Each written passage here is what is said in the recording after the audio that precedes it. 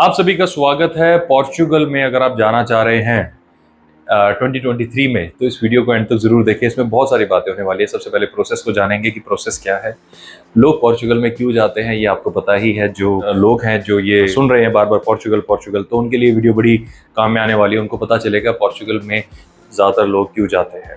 Right, तो Portugal अगर आप मैप में देखें, ये वर्ल्ड मैप है, वर्ल्ड मैप में अगर आप देखें, खासतौर से ये यूरोप सेक्टर में देखें, तो सबसे वेस्टर्न मोस्ट कंट्री जो है वो पोर्चुगल है। यानी सबसे लास्ट वाली कंट्री पूरे यूरोप में, अगर वेस्टर्न मोस्ट बोले तो। लेकिन बहुत सुंदर है, एक्सट्रीमली ब्यूटीफुल, बहुत ज्यादा सुंदर है। अगर आप वहां पर जाएंगे तो वहां की नेचुरल ब्यूटी से बिल्कुल फैन हो जाएंगे आप वहां पे।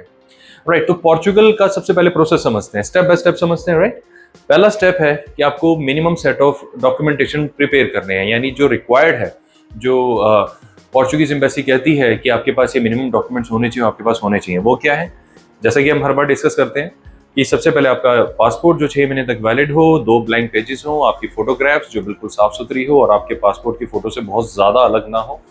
और उसके अलावा आपका जो भी एम्प्लॉयमेंट प्रूफ है, बिजनेस है तो उसके पेपर्स लगाएं, जॉब करते हैं तो कंपनी के पेपर्स लगा सकते हैं, एनओसी लगा सकते हैं, वो भी सफिशिएंट है यहाँ पे।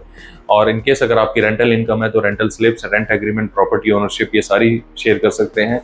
किसान है तो अकॉर्डिंगली अपनी ज़मीन के जो फर्द है, खतौनी है, जमाबंदी है, जो भी है आपके पास, उसको आप यहाँ पे लगा सकते हैं, दिखा सकते हैं जी I am a farmer. Right, ये तो हो गया सोर्स ऑफ इनकम का। उसके बाद है आपकी 6 महीने की अकाउंट स्टेटमेंट, जिसमें लगातार आपकी सैलरी आ रही है, उसको बैंक से अटैच जरूर करवाएं। 6 महीने की जगह 3 महीने की भी दे सकते हैं, कोई प्रॉब्लम नहीं है।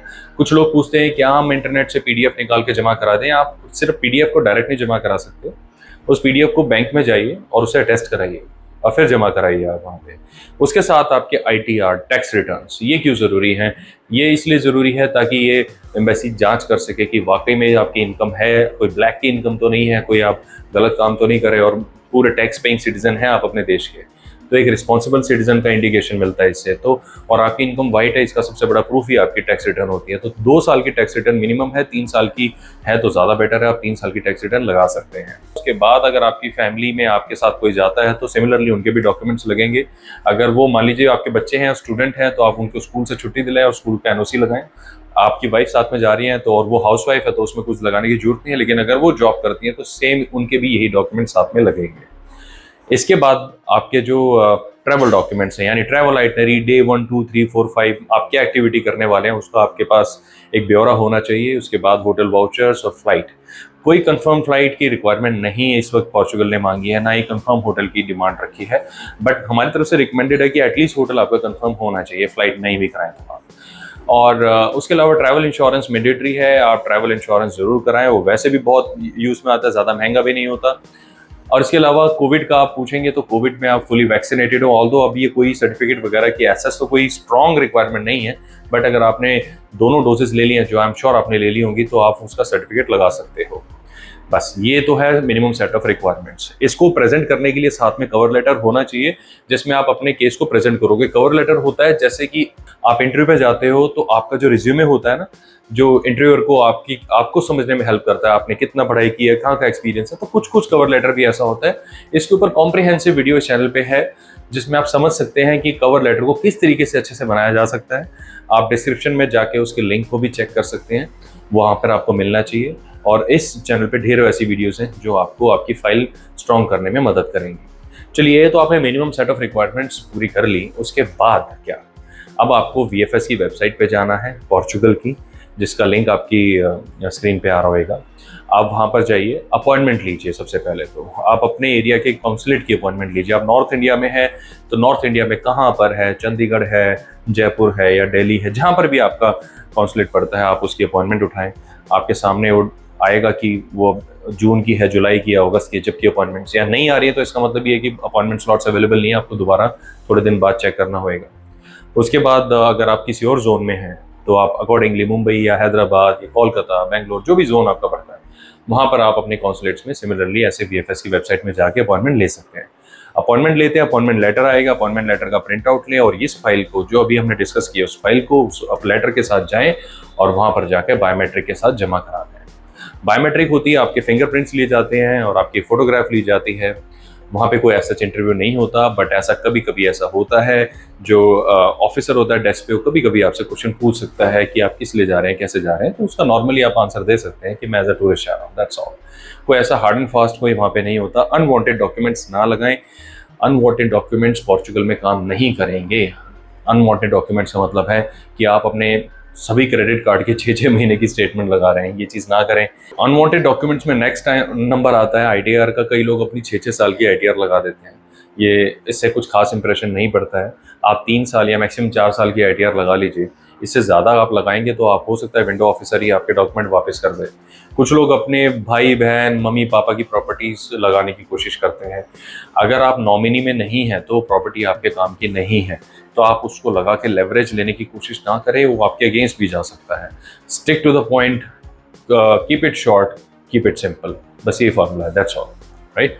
और अब डिस्कस करते हैं लोग पोर्चुगल क्यों जाते हैं। देखिए, सबसे बड़ा यानी 80% लोग जो पोर्चुगल जाते हैं वो सिर्फ ट्रैवल के लिए जाते हैं। ये बहुत ही बड़ा मिसकंसेप्शन है। लोगों को लगता है कि पोर्चुगल जा रहे हैं तो सिर्फ रेजिडेंसी के लिए जा रहे हैं। नहीं, आपने सुना है क्योंकि आपके सर्कल में ज्यादातर लोग रेजिडेंसी की बातें करते होंगे, बट अगर आप किसी भी ट्रैवल कंपनी में बात करेंगे तो पोर्चुगल बहुत सारी ट्रैवल आइटनरीज का पार्ट होता है, बहुत सारी। स्पेन के साथ लोग आमतौर पे पोर्चुगल को क्लब कर देते हैं, और पोर्चुगल है भी बहुत सुंदर। कितने सारे फिक्स डिपार्चर्स में भी पोर्चुगल इंक्लूडेड होता है। यानी 70 to 80% लोग एक्चुअल में वहां सिर्फ ट्रैवल करने ही जाते हैं, जिनका कोई वहां पे मंशा नहीं है कि हमें रेजिडेंसी लेनी है। अभी रेजिडेंसी वर्ड आपने सुना, अगर आप पहले से इन चीजों के बारे में जानते फिर तो आप समझ गए होंगे, लेकिन अगर आप नए दर्शक हैं चैनल पे, आपने पहली बार सुना है रेजिडेंसी का क्या सीन है, मैं आपको बता देता हूँ।